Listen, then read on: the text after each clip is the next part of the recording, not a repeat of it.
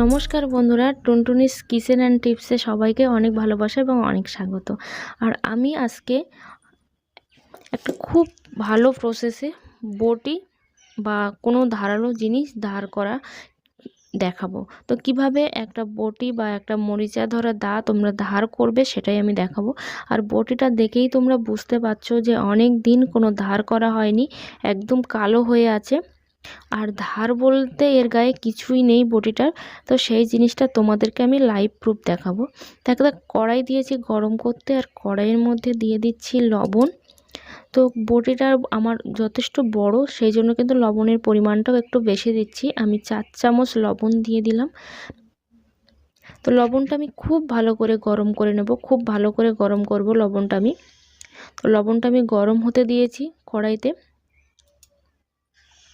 আর ভিডিওটি ভালো লাগলে অবশ্যই একটা লাইক করে দিও, আর নতুন হলে সাবস্ক্রাইব করে দিও, পাশে থাকা বেল বাটনটি ক্লিক করে দিও, আর অল নোটিফিকেশানটি অন করতেও কিন্তু একটুও ভুলো না, তাহলে আমি যে ভিডিওটা পোস্ট করব সবার আগে তোমাদের কাছে পৌঁছে যাবে। এটা খুব ভালো করে নেড়ে চেড়ে আমি গরম করে নিয়েছি।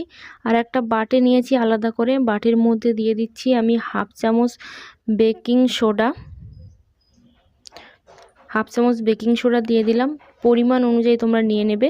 আর আমি দিয়ে দিচ্ছি ভিনিগার। আর ভিনিগার তো সবার বাড়িতেই থাকে, আর বেকিং সোডাও সবার বাড়িতে থাকে। তো আমি ভিনিগার দিয়ে দিচ্ছি আর বেকিং সোডা দিয়ে আমি এটা একসঙ্গে মিক্সড করে নিচ্ছি। দেখো, খুব ভালো করে কিন্তু আমি মিশিয়ে নিচ্ছি, আর এরকম কিন্তু গেঁজা হয়ে যাবে। এবার আমি বটিটা খুব ভালো করে মুছে নিয়েছি।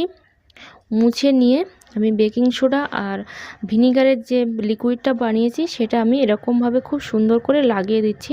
তো তোমরা খেয়াল রাখবে যেন হাতে ধারটা না লাগে, না হলে কিন্তু কেটে যাওয়ার চান্স থাকবে হাত, সেজন্য কিন্তু খুব ভালো করে লাগিয়ে দেবে। তো দেখো, এরকম যখনই লাগাচ্ছি তখনই কিন্তু একটা দলা দলা হয়ে উঠে আসছে।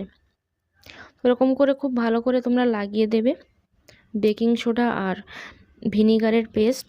তো দেখো কত সহজে তোমরা দা বা বটি ধার করতে পারো বাড়িতে, এই একটা প্রসেসে। তো বাড়ি থাকা এই একটা প্রসেসে তোমরা এভাবেই তোমরা দা বা বটি ধার করে নিতে পারো।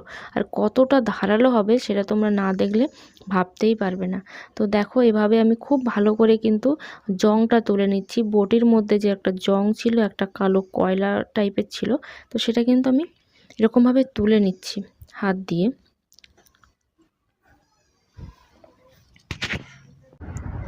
খুব ভালোভাবে এটাকে 2 থেকে 3 মিনিটের মতো খুব ভালো করে লাগাবো, তাহলে কিন্তু এর মধ্যে থাকা জংটা উঠে আসবে।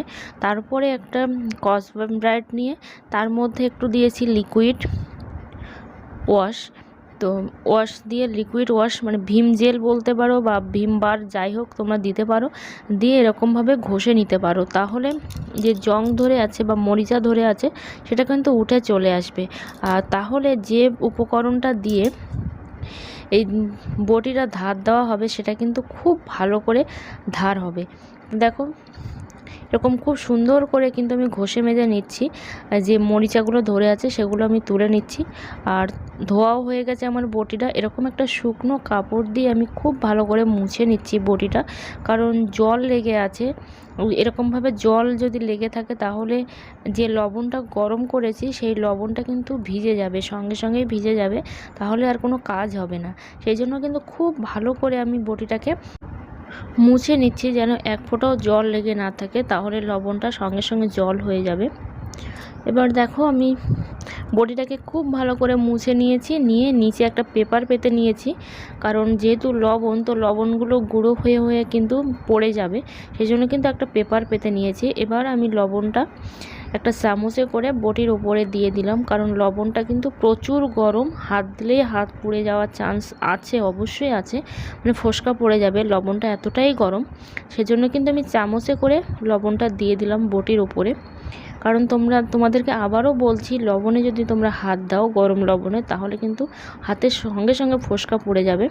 সেজন্য কিন্তু তোমরা একটা চামচে করে লবণটা তুলবে, কোনো মতেই তোমরা হাত দেবে না লবণের গায়ে। এরকমভাবে দেখো, একটা স্কচ ব্রাইট দিয়ে খুব ভালো করে ঘষছি। স্কচব্রাইটের পরিবর্তে তোমরা স্টিলের যে জালগুলো পাওয়া যায় বাসন মাজা, তো সেই জালগুলো দিয়েও তোমরা ঘষতে পারো, তো সেটা দিয়েও খুব ভালো হয়, আর স্কচব্রাইট দিয়েও ভালো হয়। তো দেখো লবণগুলো কিন্তু আস্তে আস্তে কালো হয়ে যাচ্ছে, যেহেতু গরম লবণ সেজন্য কিন্তু আস্তে আস্তে কালো হয়ে যাচ্ছে। তো তোমাদেরকে আরেকটা প্রসেসে আমি দেখাবো, ওটা তো আমি স্কচব্রাইট দিয়ে দেখালাম, আরেকটা প্রসেসে আমি দেখাবো। এটা দেখো বেলে শিল বলে এটাকে। তো এই বেলে শিল দিয়ে ঘষলে কিন্তু আরও সহজে তোমরা এটাকে খুব তাড়াতাড়ি ধার করতে পারবে। তো সেই জন্য এবার তোমাদেরকে আমি বেলে শিল দিয়ে ঘষা দেখাচ্ছি, মানে খুব কম কষ্ট করে তোমরা বেলে শিল দিয়ে এভাবে ধার করতে পারবে।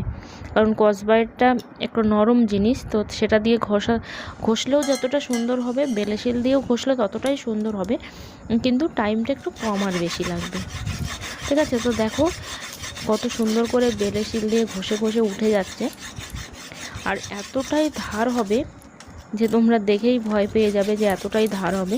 আর যেহেতু এই বটিটা অনেকটা হালকা, সেজন্য কিন্তু খুব বেশি চাপ দেওয়া যাচ্ছে না, খুব আলতো হাতে করতে হচ্ছে। তো এরকম খুব আলতো হাতে করবে, আর যে বটির ধারগুলো যতটা পুরু হয় সেই বটি কিন্তু ততটাই প্রেশার দিয়ে করা যায়। তো দেখবে কতটা সুন্দর হয়েছে ধারটা। দেখো আমি বটিটা ঘষা হয়ে গেছে আমার, আর ধুয়েও মুছে নিয়েছি। দেখো কতটা ধার হয়েছে, একদম চকচক করছে। আর তোমাদেরকে কেটেও দেখাবো যে কতটা ধার উঠেছে, তখন তো একদমই ছিল না। ফার্স্ট যখন তোমাদেরকে বটিটা দেখালাম একদমই কিন্তু বটিতে কোনো ধার ছিল না, আর দেখো একদম চকচক করছে বটিটা, আর ততটাই কিন্তু ধার উঠেছে যতটা চকচক করছে। আর এভাবে খুব সহজেই তোমরা লবণ দিয়ে বটি বা ধার দিয়ে নিতে পারো। তো এবার তোমাদেরকে আমি কেটে দেখাবো যে কতটা ধার হয়েছে। দেখো একটা পেঁয়াজ নিয়েছি, দেখো কতটা ধার হয়েছে। আর ভিডিওটি ভালো লাগলে অবশ্যই একটা লাইক করে দিও, কমেন্টস করো, আর সাবস্ক্রাইব করতে কিন্তু একটুও ভুলো না, আর অল নোটিফিকেশনটি অন করে দিও, তাহলে আমি যে ভিডিও পোস্ট করব সবার আগে তোমাদের কাছে পৌঁছে যাবে।